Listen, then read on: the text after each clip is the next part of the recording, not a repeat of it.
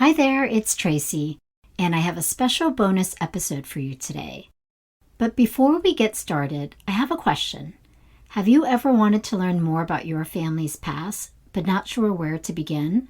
Over the years, we've had people reach out to us sharing how much they've enjoyed listening to the show, and that they've wanted to ask questions to learn more about their own family's history, but are either too scared or don't know where to start. Well, good news, we've created the VBP Conversation Kit. It's a deck of cards with 48 questions to help you start the conversation, including a quick timeline of major historical events and how to record your stories and share them on the VBP Journeys Collective.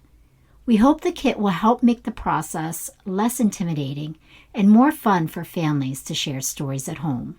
So check it out at vietnameseboatpeople.org/share.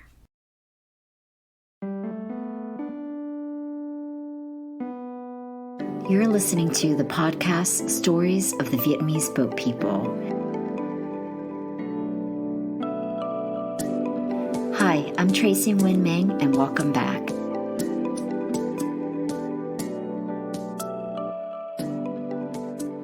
Hi, I'm Xiaoling Nguyen, Associate Producer for Vietnamese Boat People. I'm here to introduce a very special episode featuring the first ever VBP listening party. Last year, members of our team gathered to listen to and discuss episode 31, The Escape. This season 4 episode is a story of the Jin family. If it's been a while, I recommend you go back and listen to it as a refresher. Here's a quick recap of the story. Growing up in New Jersey, Peter Jin and his siblings would hear endless stories of how his parents fled Vietnam. When the war ended, Peter's father, Nhung Jin, a former pilot in the South Vietnam Air Force, reported for re-education camp as required by the new communist government.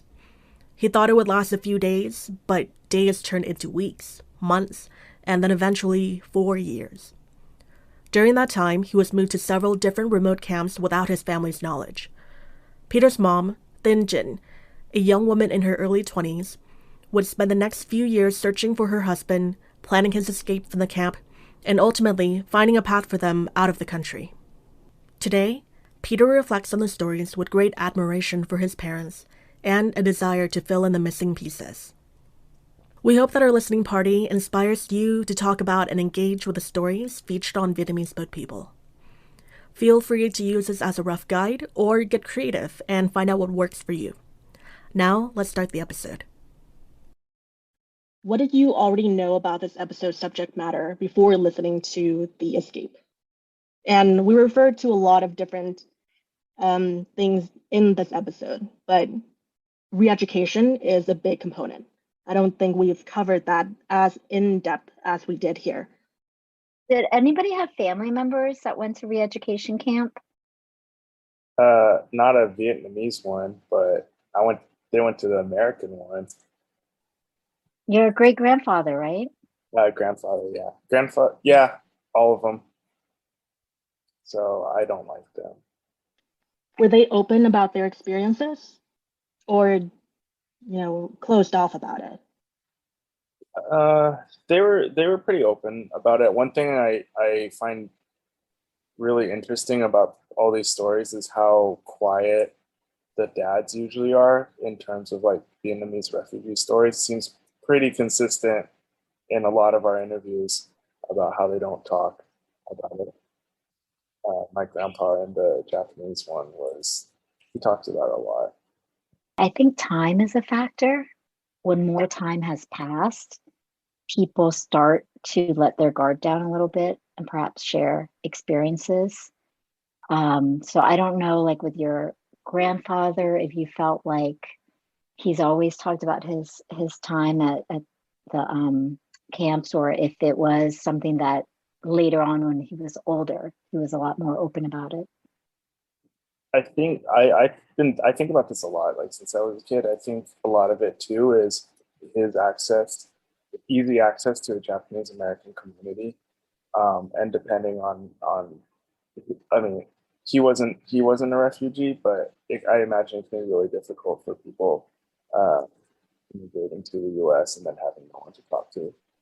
It's kind of Yeah, I was going to say, I don't know if everybody on the call knows Matt's family history or just what he's referring to. So maybe just give them a short summary. I know because I've known you for a couple years now, but maybe for the others on the call.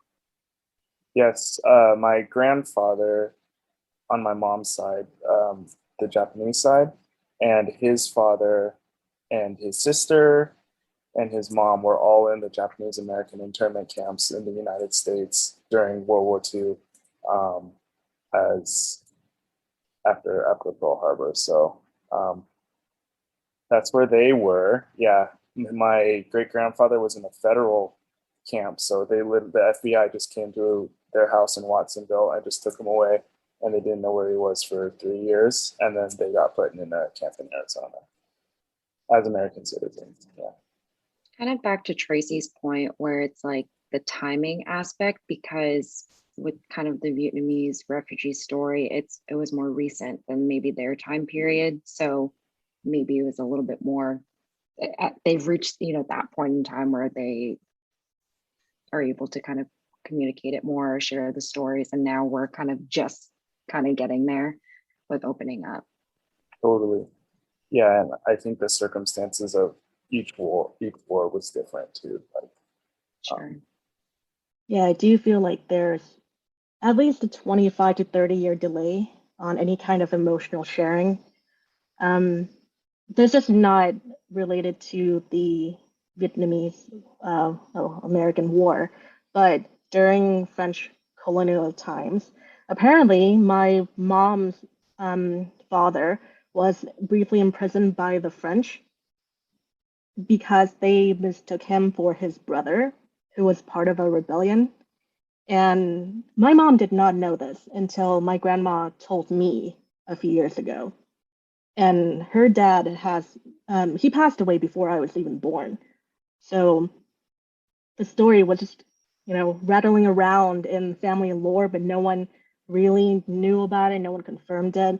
And then all of a sudden, I was talking to my grandma in Vietnam, and she just dropped that. She's like, "Oh yeah, your grandpa, he was imprisoned by the French." And I don't know if my mom knows any more than that, but it just goes to show that, yeah, it takes a lot out of certain people, especially Vietnamese men, to open up about anything. Sometimes they never do. Sometimes they don't think it's a big deal. Like they're like, what? That was happening all the time when I was growing up. Like that wasn't, uncommon. They don't think their story is interesting, but yet there's so many layers of it. What new things did you learn? I think, it goes hand in hand with what we just talked about. But I can start. And this is more about the experience of this listening party than the episode itself. But I never knew how vulnerable it would make me to listen to one of these episodes with other people. I'd never done that before. I know logically people listen to us. That's the whole point of what we do. But it's another to experience it with people and to learn about someone's vulnerabilities, like the harshest times in their lives, while virtually sitting with other people and knowing that everyone has a connection to the story in some way or shape or form. That, I don't know, that was new. totally. You verbalized it really well. I was like, that's what I was feeling. I got that. Vulnerable. Yeah. Mhm. Were there any other takeaways? I guess it was more of just like, his dad really talking or all, his mom and all that stuff, talking about like the intricacies and the details of like their escape. It was like so vivid. I like felt like I was like a fly in the wall, or like following them around as they were kind of going through like literally their step by step of their escape plan. I mean, not that that's new, but I just feel like each story obviously like has a unique like escape like route or a different way of them escaping. So that's always new, because once, like when we always talk about, the refugees fleeing and, they're by boat or things like that, but it's still different within that same story, which I find fascinating, because there's, again, it's always like the layers that are beneath it. So just hearing their story on like how was different from the other stories that we've heard too. The next prompt is, what part or parts of the story stuck out to you the most? I think that, and this happens in some of the other podcasts too, but when you start to hear them speak Vietnamese, I think it kind of changes the way the story sounds. I don't know if this makes sense to anybody else, but there's a slight difference between hearing the Vietnamese and hearing the English translation. And it's not that things are necessarily lost in translation. I think the Vietnamese just makes it feel like it's coming from a relative, and it just makes the story feel more personal. So we got like little bits in that, and then, you know, Tracy does a great job of translating because my Vietnamese is not good enough to really understand what they're saying all the time. But yeah, I just think like the intonation and kind of like the meter at which people speak Vietnamese makes the story just feel different than if it was just to be in English the whole time. Yeah, I totally agree. It's kind of like I felt like I was sitting with his mom as she was kind of walking through, like we were at the kitchen table as she was sharing that story to me personally. So that was that feeling was very intimate. Yeah, one of the most interesting parts about this episode for me was the fact that, well, it's layered, but Jing, the woman, she speaks with a northern accent, which is what I, speak with. And that's often not the case when it comes to the Vietnamese diaspora. It's mostly southern, but I had to be the one translating her dialogue and also editing her portion, and so I felt like I connected with her the most. Yeah, she really does remind me of my mom in both speech patterns, but also the way she shows the unconditional love. And I don't think we would have gotten that emotional connection had it all been in English, because she does speak English, and she did for part of the episode. But I think it's only when she was allowed to just speak in Vietnamese, when she became more comfortable sharing what she did. I also find Peter's point of view and what he shared is so relatable. Like, I feel like as descendants of refugees, we all have that just internal connection to our parents' sacrifices, and just this like a sense of appreciation that we feel like can never be very well articulated in words, right? There's just kind of like this bond that we have with our parents and what they've struggled. And so just listening to him and his appreciation of his mom and his observations of who she is as an individual and the sacrifices she made, I felt like it was very relatable. Like a lot of us feel that way about our parents, whether or not we have a good relationship with our parents. We have similar feelings about what they had to go through. I guess for a lot of us, the most obvious relatable aspect is Peter's story, because he does represent a lot of the second and 1.5 generation who did not live through the experiences, but are going through a journey of soul searching, of trying to uncover all of these stories that people have only briefly talked about, if ever. The dad describing sort of his last days before the fall of Saigon, like, I don't know, it felt like a movie. Like, I felt like I could visualize a war movie, right? Of the events unfolding and a soldier's trying to figure out what the heck is going on and just kind of making these like last minute decisions out of fear. I don't know. What did you guys, did you have that same feeling when you were listening to his, what he had to go through? Yeah, I think I couldn't agree more because I think it's also just the two of them, the level of detail that they gave. It wasn't like high level, but it was just so like there was just so much details involved that like I too felt like I was watching them or I was there. It felt very real. And I, going back to kind of what we were saying earlier, a lot of Vietnamese people don't open up about it, or maybe they're just beginning to, and it's also kind of like in baby steps. So even if they're beginning to open up, it's not going to be to that level.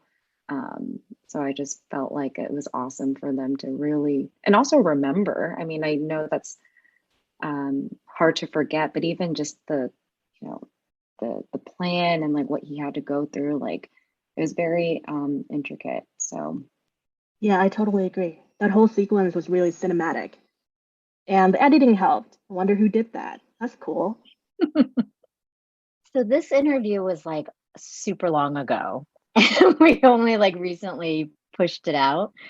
But I think so to Bella's point, there was so much detail. I mean, the footage for each one of tape was like 2 hours long. And we net down the story to 30 minutes or less. And so Sally is right. Like the three of us listened to all three recordings, and then we each took a person and we like outlined sort of here's how we envision the story to be told. And then each of us had a responsibility to cut down each of the person's interviews to then weave it together. And I feel like, I mean, not to pat ourselves on the back, but I feel like we did a really good job considering that it was so detailed, but like picking something that would make sense out of all those recordings and piecing it together. And it did feel very cinematic to me. Like I just, listening to the dad describe it, I was like, oh my gosh, this could be like a film. Like it just the details of like the fall of Saigon in his last few days. And then the mom, I totally agree. I felt like I was like hanging out with my aunt at the kitchen table, a lot of hand gestures from her and like facial expressions, so stuff like that. And it was yeah, it was kind of the first one I think that we did that interweaves sort of like three different voices that were recorded at three different times, by the way. And what's really good about this is that their stories matched up. Because sometimes when you do recordings of three people, you kind of get different variations, but like their story totally matched up. Oh, the next prompt is what did you find surprising? It can be about the story or how it made you feel or how you connected with certain people. I think a lot of people will be able to identify with, you know, making their way, escaping to a Malaysian refugee camp, and then making their way to the U.S. with I can't remember if in this one they got to a U.S. refugee camp, but I think comforting is not the right word. I think familiar is the best word. That like, oh, other people went on this journey also, right? And it's something that we can all share together if and kind of process together. I do find it comforting to know that none of us are alone with our experiences. So it is a bittersweet comfort to think how many people have this as their background, as their family history. Totally. And also being able to put faces and voices to an experience. Like when you think of people being forced to flee a country, you know what they say, like 100,000 is a big number, right? Whatever however that saying goes. One death is a tragedy, a million is a statistic. It's the same for kind of refugee stories. And each one of those numbers is a story, right? And to hear it, it's really powerful. So I know that my dad left Vietnam a few years after the war ended. So he stuck around in Da Nang for a while, and then when he did finally leave, he ended up in the Hong Kong refugee camp before coming to actually Canada first. Yeah, and then on my mom's side, she had the whole like boat journey to these different islands where they get pulled back out to sea and stuff. A lot of the stuff from, I don't remember which season it was, but there was one season where this was happening in like every other episode. You mean like boat pushback? Yeah. Yeah, that was pretty common by the early 80s.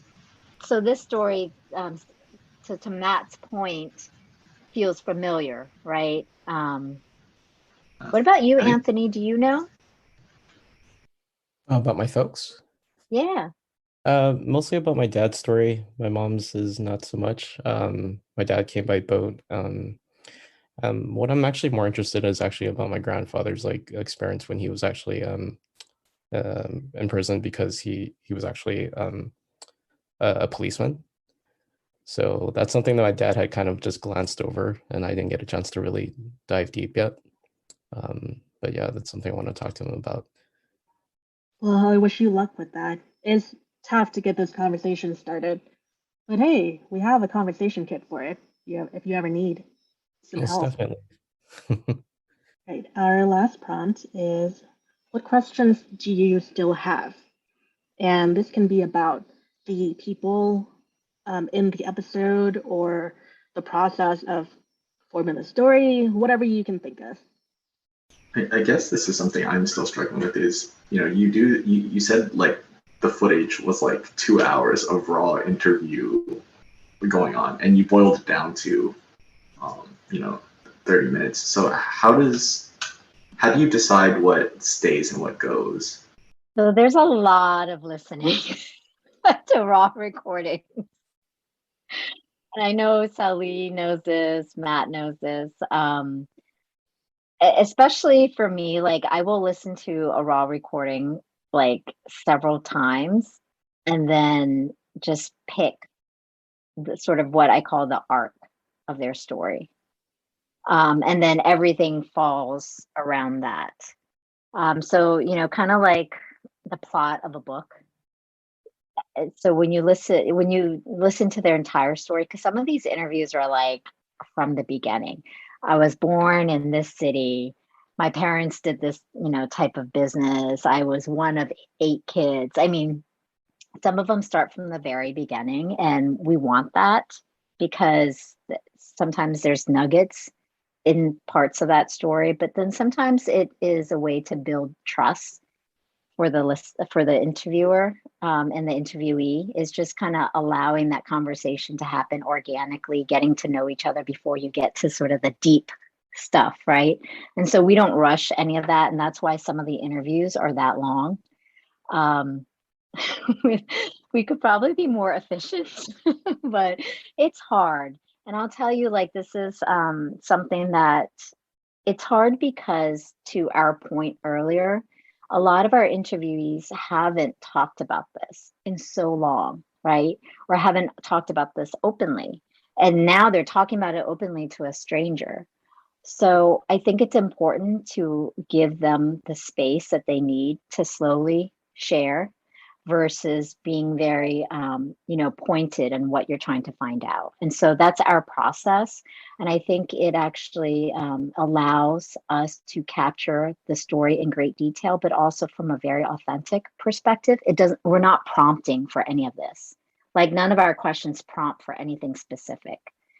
But I think based on then defining, wow, this is the most fascinating piece of their story, and we haven't covered this in the other episodes, allows us to then go through all the audio again and start finding the sound bites that then builds up to that plot.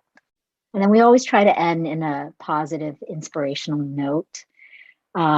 Because, no matter how traumatic or sad or difficult the journey was, a lot of our interviewees are in a place where they're either still healing, or they feel a sense of closure, or they're still processing. And our listeners are, like, I think Sally said it earlier, our listeners are also going through something similar. So we try to end with those types of messages or feelings where our listeners could relate to. Yeah, Jin's audio alone was close to 3 hours, and it was mostly in Vietnamese. And I complained to Darlena at the time. I was like, "You don't get it. I don't know if I can do this." But then she talked me off the ledge and just said, "No, cut it down and then translate," and that was better. So like the process of cutting down her story was difficult because she is such a well of information. I was shocked at how much detail she remembered.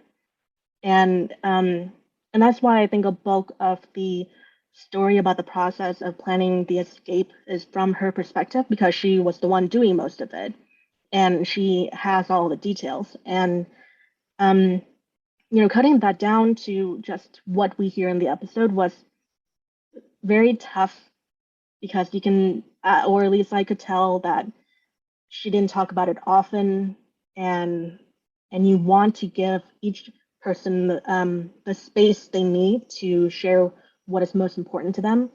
And I just hope that we did them all justice. That's all I can ever hope for. Yeah, I mean, we would never be able to tell anyone's story in like 30 minutes or less, right? Like that's just very impossible. But yeah, to just kind of hone in on a specific point of their story really helps. And I don't know how many versions we had, Sally, probably like over 20 versions Probably. of just we kept chopping.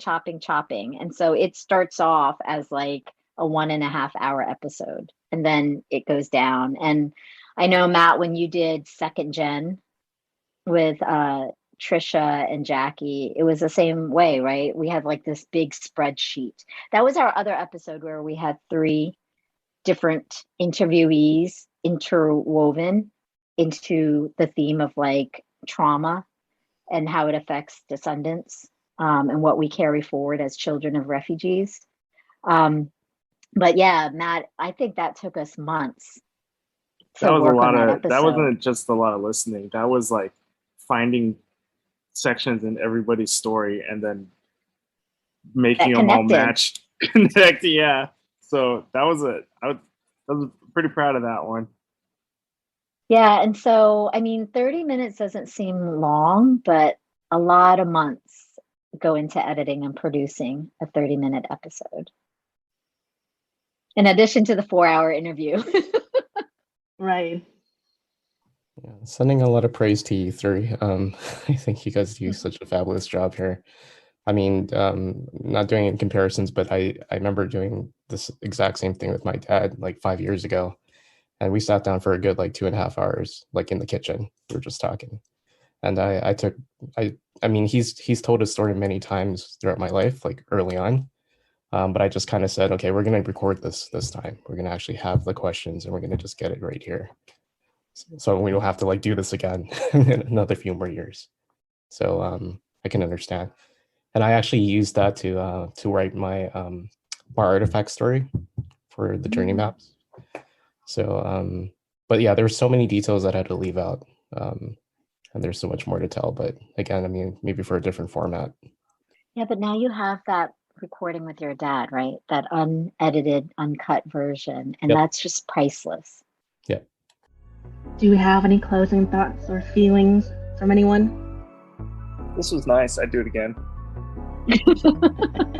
I'm glad. Everybody missed out. They did. They're working. Oh, whatever. On a Wednesday?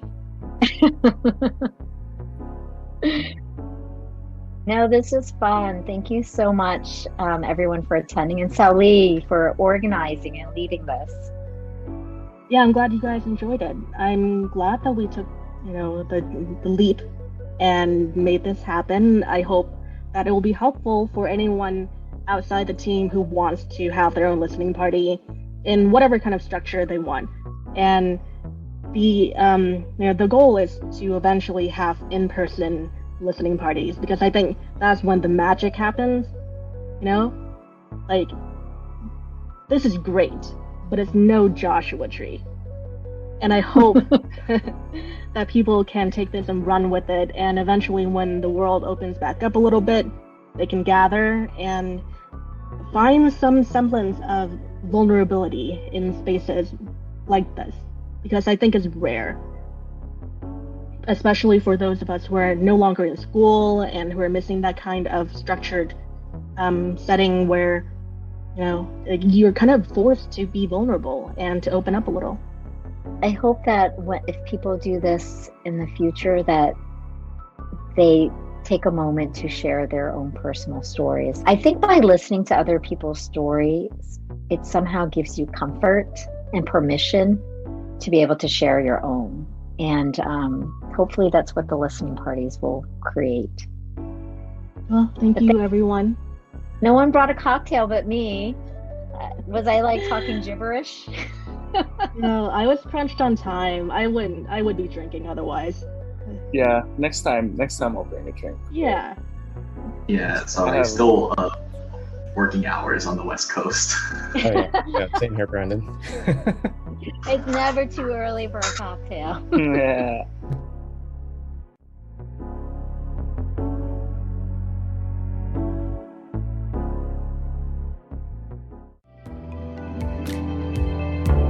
I'm Tracy Nguyen Mang, and thank you for helping us preserve history. Don't forget to subscribe to the show on your favorite podcast app, and please take a moment to rate us and provide us feedback. And if you have a story to share, contact us at stories@vietnameseboatpeople.org.